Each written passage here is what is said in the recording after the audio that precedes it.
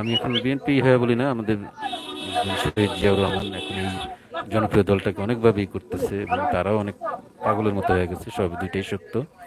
তো জিয়াউর রহমানের এই সাংস্কৃতিক অঙ্গনের প্রতি খুবই ছিল, উনি ডেকে ডেকে করছে। এমনকি কাজী হায়াতের একটা সাক্ষাৎকার আছে, জিয়াউর রহমান মানে কি হয়েছে, লিখিত সাক্ষাৎকার, মানে তার ঘটনা স্মৃতিচারণ করছে। তারপর আমাদের আরিফুল হক এক সময়কার হিট নায়ক, এই হিট একজন অভিভাবকের করতো শাবনাজ নাইমের ছবিতে, উনিও খুব জিয়াউর রহমানের তারিফ করছেন। তো সংস্কৃতি, শিক্ষা, অনেক কিছু আমাদের জিয়াউর রহমান ছবি, কিন্তু এই জনপ্রিয়তা, এমনকি এই আওয়ামী লীগেও জিয়াউর রহমানের উপরে কৃতজ্ঞ থাকা উচিত, কারণ ইন্ডিয়া থেকে অফার করে খালগেটা কুমির হাসিনারা আমাদের জিয়াউর রহমানই আনছে। সরল মনা ছেলেটাও বা এরা এরকমই। আর জিয়াউর রহমানের এই দলটা হাসিনাও তার থাইকাও চেষ্টা করে গেছে, এখনো চলতেছে। আমরা চাই বিতর্কিত ব্যক্তিকে সরে আমাদের দলটা যেন অনেক সুন্দর হতে যায়।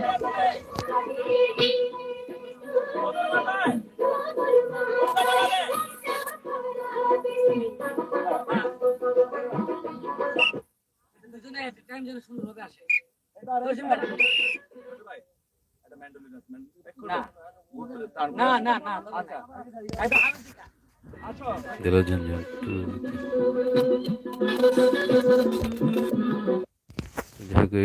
আচ্ছা, আমি শর্ট করি। দেখেন নাচের দৃশ্যগুলো ওই আগের একটা বারবার দেখাতেছে। তো এখানে কষ্ট আছে কোলে নিয়ে। সং মানে অডিও কপিরাইট আসলে সমস্যা না, এটা রিপ্লেস করা যাবে। একটু এনজয় করি, আসলে সরাই দেবে। ওনারও জোশ উঠে গেছে। কত মিশুক ছিল, কোনো অহংকার নাই না, কেমন আমলি হয়ে গেছে বেচারা। বাচ্চাদের রোল পাকনা শিবাসানু নাকি পাশে কে যেন, না না শিবাসানু হইতে পারে, হইতে পারে, আমি চিনতে পারতেছিলাম, মনে হইতেছে আর কি, লম্বা লম্বা দেখে মান্নার মতো দেখতে। এটাকে মান্না ভাই খবর দিয়ে যাচ্ছেন। পবিত্র কদিন আগে চলে গেছেন, মাগফিরাত কামনা। মুসলমান হয়ে তার নাম হাসানিম হয়েছে। হ্যাঁ, অনেক লেখালেখিও করতেন। মান্না ভাইয়ের এটা অনেকটা নীলাঙ্গের মতো, উনি একটু নিউট্রালি থেকে অনেক প্রতিবাদ করতেন ববিতার সাথে। মান্না, সবাইকে ধন্যবাদ। মাশাআল্লাহ, 250 লোক দেখতেছেন গীতাঞ্জলির সৌজন্যে। আপনারা ফেসবুকটা যাদের আগ্রহ, আমি অল্প অল্প ক্লিপ দেখা দেখা আগাবো। অলরেডি 1 ঘন্টা হয়ে গেছে, এত বড় আমার মতো চ্যানেলে কারো দেখার ধৈর্য নেই।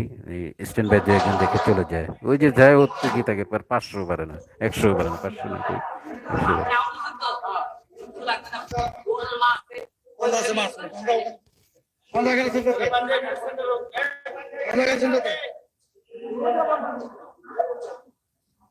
রহমান ববিতা, ওই যে ববিতা পাশে বসা, এটা ওদের শাহিন আলম। ইনি, এনাকে দেখা যায় না বর্তমানে। এই যে শাহিন আলম, কালো শার্ট পরা, কাজী হায়াত স্যারের এতে নাকি করছেন।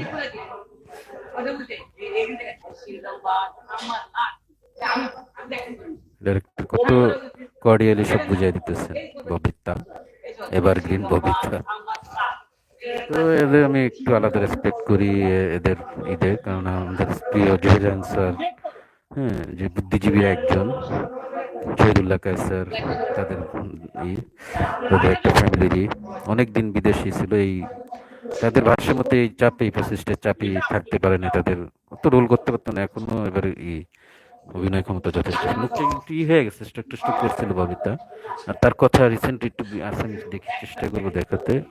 কথা ঠিক করে বলতে পারে না আগের মতো, একটু বোধহয় স্ট্রোক করলে অনেক ধরনের হয়, কথায় জড়তা আসে, প্যারালাইজড হয়ে যায় অনেক অঙ্গ। তার হয়তো থ্রট বা ভোকাল কর্ডে কোনো প্রবলেম দেখা দিচ্ছে। শাহিন আলম, ধন্যবাদ আমার প্রিয় বন্ধু, ভাই, ছোট ভাই, কাকে লোক দেখতেছেন, সবাইকে দুর্লভ চিত্র। আশা করি আজকে এটা এন্টারটেনটা আপনাদের কাজে লাগছে। মাথাটা ধরা বেশি কথা না, শুনেন।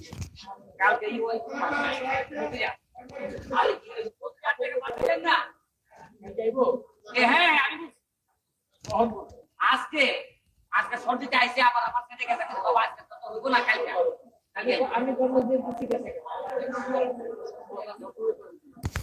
তো জসিম সাহেবের জন্য অনেক মাগফিরাত কামনা।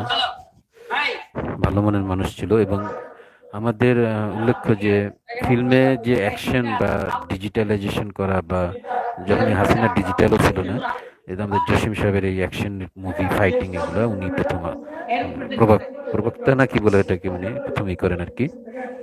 জেমসের থেকে পরে আসলো আবার রুবেল যখন চলে আসলো তখন আবার আরেকটা অ্যাকশন শুরু হলো, মাসুম পারভেজ রুবেল সোহেল রানা। তো ওইটা অবশ্য সোহেল রানা ইয়ে আছেন, বিশেষ একটা গ্রুপ ভূমিকা আছেন। তো আমি এগুলো পত্রপত্রিকায় পড়তাম, বিভিন্ন আমাদের আগে ম্যাগাজিন অনুষ্ঠান এগুলো হতো, ওই স্মৃতি থেকে বলতেছি, কিছু ভুল হতেও পারে। হ্যাঁ, বুঝছি না মানে যে 92 সালে তো আমাদের টিভি কিনা হয়, 92 সালে তখন একটা টিভি ঢাকা শহরে গোনা গোনা টিভি ছিল, ওই আগে দেখতে যেতাম, এক বাসা বসে ম্যাকডেভার টাইপের দেখতাম। তো তখন বিভিন্ন যে ম্যাগাজিন অনুষ্ঠান আছে, আমাদের কাছে আমরা মুক্তি আলোচনা করছিলাম যে মুক্তি আনোয়ারের মেয়ে। একটা মানুষ ব্রেন স্ট্রোক করে 6টা দিন 7টা দিন পর্যন্ত বিছানায় পড়ে আছে, ডায়রিয়া হয়েছিল। হ্যাঁ বিছানাতে বাথরুম করছে। ডায়রিয়া হয়েছিল। হ্যাঁ এটা আচ্ছা, এটা দেখছেন, এটা দেখা এলো সবসময় মান্নাবের একটি গেটআপ উনি আমাদের যখন দেখছেন, বেঁচেছেন, জসিম এই ছবির সাহেব নাম যখন নাই, তার প্রতি করতেছে, আবার আবার উনিও চলে গেলেন। একটি আজ আমি যুদ্ধ। ই করতেছি, আমার জন্য হয়তো আবারও বা কেউ বলছি, মাগফিরাত এই কামনা ছবিটির করবে। দুই পরিচালক তিনজন বন্ধু চলে গেছে, আপনারা রবিন, নিশ্চয়ই রাকিব, তার নাম শুনেছেন, রোমান, দিয়া তার সবগুলা সম্পর্কে চলে অনেক কিছু গেছে। আপনারা জানেন। ইতিপূর্বে রোমান মারা উনি গেছে অনেক সবার আগে। ছবি আমার ব্যবসা ওই সফল দিয়েছেন। আমার সৌভাগ্য যে বাদল আমার কথাটা খন্দকার এই ছবির পরিচালক, তার সাথে কাজ করার সৌভাগ্য আমার হয়েছে। আমি এতে ভীষণ আনন্দিত এবং গর্ব। আর সবচেয়ে মজার ব্যাপার হচ্ছে যে ওনার প্রথম এই ছবি, মানে সবাই একটু ওনার অনেক ছবি জাজাকুল্লাহ হয়েছে কিন্তু আমি অভিনয় করছি ওনার সাথে এই ভালো প্রথম। লাগে, একটু লাইক ঠেক দিয়ে, তো লাইক নাই স্বাভাবিক বললাম, কারণে একটু উনি লাইক পাইতে ইচ্ছে নতুনত্ব করে স্টোরি, রিক্স নতুনত্ব নিতেছে চ্যানেলের। পারফরমেন্স, নতুনত্ব বিষয় নিয়ে দর্শকদের সামনে শিল্পী কলা কৌশলীদেরকে উপস্থাপন করেন। তো আমাকেও উনি নতুন ভাবে আবার একটি যুদ্ধ ছবিতে উনি নতুন ভাবে আমাকে উপস্থাপন করতে যাচ্ছেন। নিশ্চয়ই আপনারা বুঝতে পারছেন আমার গেট আপ এবং মেকআপ দেখে। আরো একসময় আরেকদিনই করবো, দেখি। তো মান্না ভাই টাঙ্গাইলের ছেলে, অমিত হাসান মান্নার টাঙ্গাইলের, ইমরুল হাসান মিশু, এটা কে? উইথ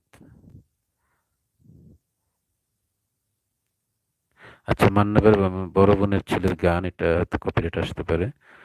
অঞ্জনা চলে গেল। বড় বোনের ছেলের নাম কি? সাউদা আহমেদ, সাউদা, শ্যাম, ইলতেমাস, সৌদা, যোগ্য, যেটা দিয়ে আমি দিছি ডিপজল। আবার বিনতে আসতেছে আলেকজান্ডার, এই আরেকজন আমাদের আলেকজান্ডার, বলছি নায়ক রুবেলের ছাত্র ছবির নাম কাম দস্যু, শর্ট। পরিচালক শওকত জামিল সাহেব, ইনি একটু প্রযোজনা ইয়েস, এ বোধহয় টাঙ্গাইলে বাড়ি, এলো টাঙ্গাইলে বাড়ি। আমার ক্যারেক্টার এর ছবিতে হলো এর আপন চাচার বাড়ি মিরপুর, আমরা পরিচিত। এদের বাড়ি করার সময় আমাদের সাথে ভাড়া আমার ছিল চরিত্র হলো এই ছবিতে একজন চাচারা। জার্নালিস্ট। তখন শুনতে পারছি যে আলেকজান্ডার তাদের ভাতিজা হয়। আমার চরিত্র হলো এই ছবিতে আমি একজন সাংবাদিক। প্রথমত খুব ভদ্র, ধন্যবাদ। তো ভালো সুস্থ এইভাবে বিনোদনের জীবন জন্য কাটছে। এই আমার হঠাৎ করে প্রয়াস। কিছু লোক দুষ্কৃতিকারী আচ্ছা, যাদের বিরুদ্ধে দেখলাম আলেকজান্ডার ভালো অভিনয় ক্ষমতা ভালো এবং মার্শাল আর্টে রুবেলের মতো দেখতো এবং এর জায়গাটা দখল করে নিছে। অথবা রাজনীতি মাসুম বাবুল, মুক্তির হাজবেন্ড সমত মাসুম বাবুল, আনোয়ার আল মুক্তি, এগুলো পত্র পত্রিকা পড়ছি শুনে শুনে, তো এটা তো পরিচিত না। এটা আগে একটু দেখছেন। 84 সাল থেকে আমার চলচ্চিত্রে এটা আগে একজন রিয়াজ মাহমুদুল্লাহ এবং এটাকে মান্না আকবর শুটিং, দেখেন অনেক দুর্লভ একটা শুটিং, দেখেন ভালো লাগবে। অনেক কষ্ট, মানে ঠান্ডার মধ্যে প্যাক কাদার যে শুটিং এর এইটা। আমরা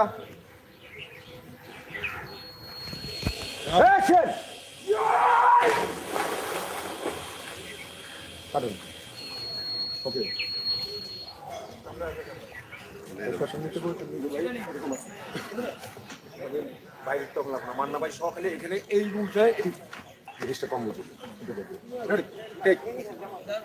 পানি দাও কই এদিকে আসেন রাজ্জাকও আছে ডিরেকশনে, একটা শুটিংতে কত কি দেখেন, enjoyable. Thanks for joining with me.